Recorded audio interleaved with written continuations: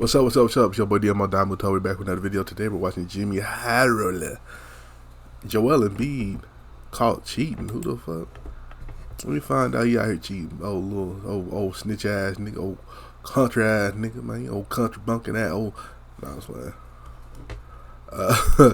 But let's check it out. See what he talking about, JxmyHighroller. Got a quiz for y'all. Won't take long, just 3 questions. Okay, first question. Is this a foul? Now with Zach Collins on him. Joel up, count it, and the His arm got caught. If you answered no, you would be correct. Good job. Okay, it's gonna get a bit harder now. Oh, he getting called. Is this a foul? The corner, the ball fake that he's so good at. No, another offensive rebound from Embiid, and Osman blocked him. I lied. It didn't get any harder, because if you said no, you again are correct. Now, last question, and this will stump even the biggest hoops fans. Is this a foul? Simon. Reese Maxey over to Joel Embiid, who already dropped. And you got it right, because of course you did, because His hands this went is on him. obviously not a foul. At least not When to he was anyone shooting. who's played or watched or even been around basketball at any capacity in their life. And yet Joel Embiid continues to feast off of these phantom calls night after night. How is he doing this? Has he performed witchcraft on these refs? Does Embiid have dirt on Adam Silver? How is this a foul? Is Joel Embiid cheating the game? Or is he That's just definitely a using the foul. rules to his advantage like countless other players before him? 70 for your viewing pleasure. Like I said, Harden made a career. Today's video is sponsored by Factor 75. Factor is a gourmet meal kit service that makes hitting your nutritional goals easier than ever. Back in the early 2000s when Shaquille O'Neal was so dominant that teams would just hack him on purpose to try to stop him. I mean, the strategy was genius. Throughout his prime, Shaq shot 76% from the field within 3 feet of the hoop. Send him to the line where he shot an abysmal 52%, and you've essentially found yourself an in-game cheat code. Every time a team fouled Shaq while he was deep in the paint, they saved themselves about a half a point. Foul him enough, and this half-point advantage starts to add up very quickly. And so this is exactly what teams did. From 2000 through 2002, the 3-year peak of Shaq's NBA career, he attempted 11.4 free throws a game, leading the league in free throw attempts every season by a wide margin. Over the past 3 seasons, Joel Embiid has averaged 11.8 free throw attempts per game. Let me say that again.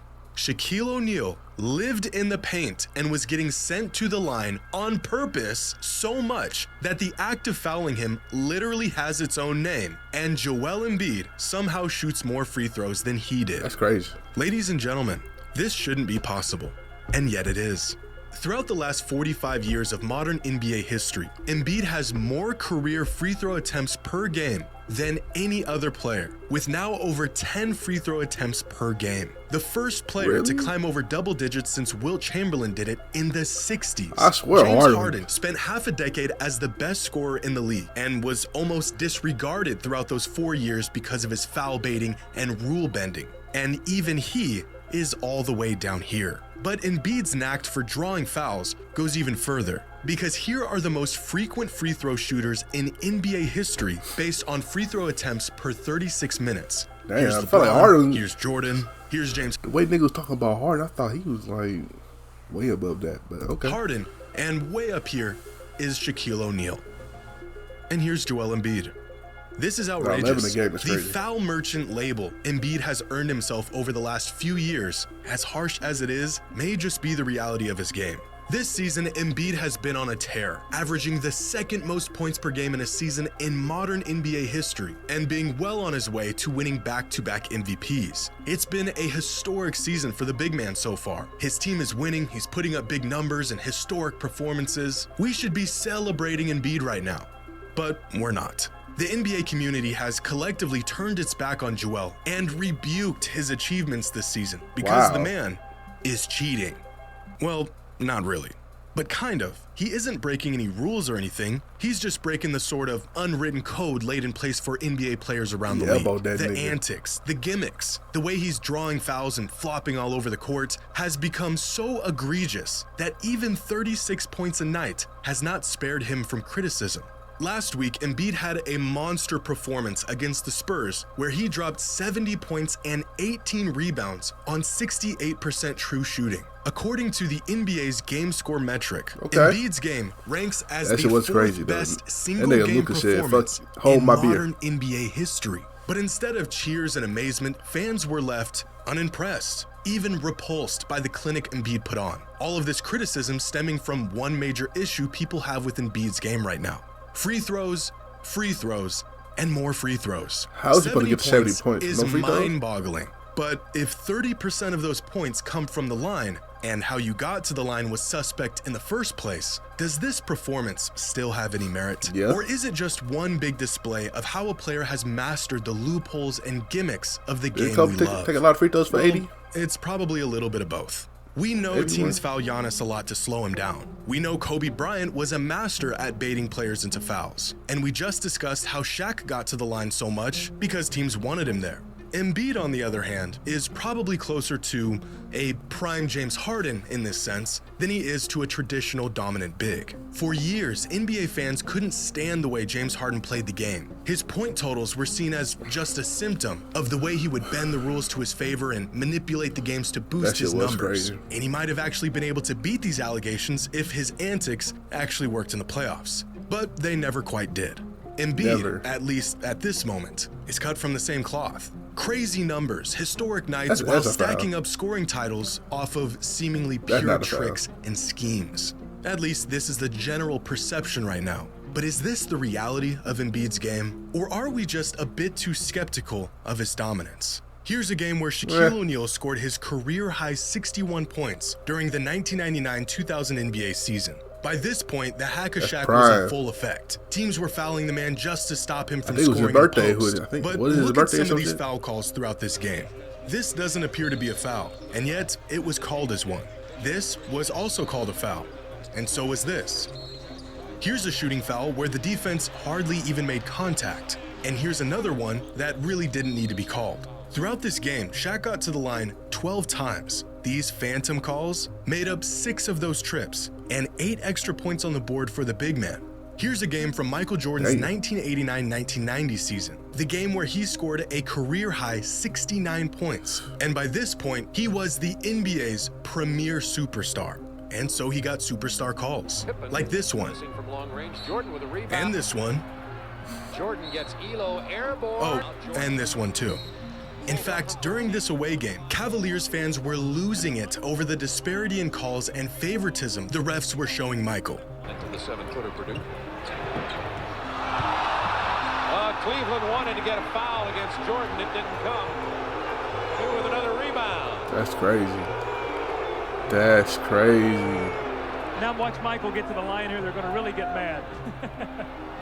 He got into the paint, gets the 2. And for good measure, here's another one. The existence of superstars getting treated different than other players is not new to the NBA. And I show you all of this to say that not only is Joel Embiid not the first player to use the rules to his advantage, but he's also not the first player to receive favorable superstar treatment. A few years ago, Peter Lee, a data analyst and NBA fan, wrote a great piece about the idea of superstar calls and the validity of their existence. Within his research, Peter collected all of the last 2-minute data from the NBA dating from 2015 to 2019 and put each type of foul within these reports into different categories. Incorrect calls, or calls made when there wasn't actually a foul, and incorrect no calls, which is when a player got fouled but no call was made. He then gave an advantage rate and a disadvantage rate by comparing the rates at which players received correct calls or incorrect calls, and if the call was in their favor or not. Step your game up. You try to get some calls. Every player in the league based on merit into 3 tiers: superstars, stars, and non-stars. Now, what makes this research next level is that last 2-minute data is the most objective method to review officiating in the NBA. Since its introduction in 2015, last 2-minute data documents every call made within the last 2 minutes of every game that is within 3 points. All of these calls are then reviewed and reported by a league operations team to determine the accuracy of each and every call. As Peter mentions in his article, they provide transparency to referee performance, and the closest thing that that we have to objective truth when it comes to the accuracy of a call or no call. And within his data, Peter tracked over 38,000 of these calls from nearly 2,000 games from 2015 to 2019. And after reviewing this data, he concluded that superstars are over 20% more likely to be advantaged on offensive calls compared to even stars of the league. In other words, superstars are more likely to get a foul call where there wasn't a foul 20% more often than anyone else. Overall, the referees tend to swallow their whistle, make incorrect no calls at a relatively even rate across all player groups, but are more likely to give lenient foul calls to superstars on offense. Superstars receive preferential treatment on both offense and defense compared to stars and non-stars. They are most likely to receive incorrect foul calls on offense and commit incorrect no calls on defense, which proves the existence of superstar calls even in the last 2 minutes of close games. It's a fantastic article, and I've left a link in the description if anyone wants to check it out. And all of this data just confirms what we already knew. Superstars get calls. So then why is Joel Embiid getting criticized for being on the receiving end of this star treatment when countless players before him did the same thing? Joel Embiid is the reigning MVP and scoring champion. Of course he's going to get some favorable calls going his way. But just like referees give preferential treatment to superstars, fans give preferential treatment to certain players as well. Specifically, players who have proven that their tactics and antics actually work when it matters. 36 points per game is no fluke. But when your production and efficiency plummet by nearly 25% in the postseason and your superpowers wear off when your team needs you most, all of a sudden that 36 a night feels a bit fraudulent. I feel like at this point in his career, Embiid's reputation precedes him. And right now, even above his incredible scoring abilities, his reputation is a choke artist. The man is a legit megastar. It is still difficult to just look past his playoff blunders. You want to know if a player's play style is actually effective, if it's more than just a quick gimmick, if it works in the playoffs. And as great as he's been in the regular season, it's hard to look at Embiid's performances this year without the lens of skepticism because of his playoff lows. Right now, he exists within the same vein as players like Allen Iverson and James Harden. MVP caliber players, scoring fiends, and offensive juggernauts who continue to fall flat when it mattered most. Is Joel Embiid cheating the game of basketball? Damn. No. Embiid is far from the first player to boost his game with brazen schemes and rule-bending methods. He's not the first player to benefit from superstar treatment, and he's also not the first player to receive criticism for it. True. Hope you all enjoyed. And as always, until next time. Damn, Joel Embiid, what the fuck? JxmyHighroller ain't fucking with you, yeah, it's just the NBA, man. It's just the NBA, bro. The NBA almost care about offense, bro. Playing defense. I mean, yeah, defense win championships. You can get stops, of course, and win championship. But playing defense, like, you know, it's hard to watch. That's why I hardly ever watch the NBA. Like, I'll do watch some games here and there. I don't watch them nearly as much as I used to when I was like in middle school, high school. I used to watch NBA games. Like every Thunder game I could watch, I watched it. You know what I'm saying? So, but now just that shit. It's just a lot of free throws, and like I don't know. It's not as fun to watch as it used to be. I don't know. But anyway, let me know what y'all think down below, man. Shout out to JxmyHighroller. Check out the last JxmyHighroller video right here. Check out another video right here. Make sure you like, comment, subscribe, and I'll catch you next time. Peace.